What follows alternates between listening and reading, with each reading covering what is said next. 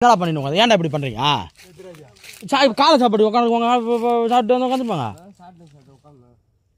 வாங்கடா போவோம் சாப்பிட வருங்க இருங்கப்பா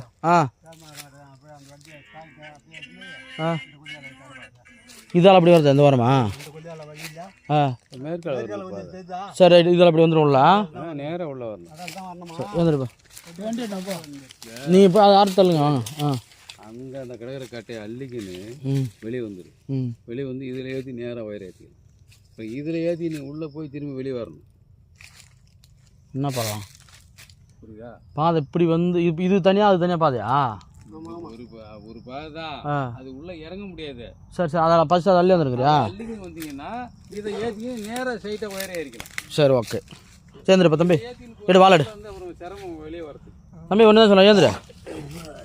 போகலாமா ஏற்றலாமா இருக்கும் அப்போ ஏற்றலுங்க ஏதாவது செஞ்சா அப்படியாடா இப்படி ஆன் பண்ணலாமா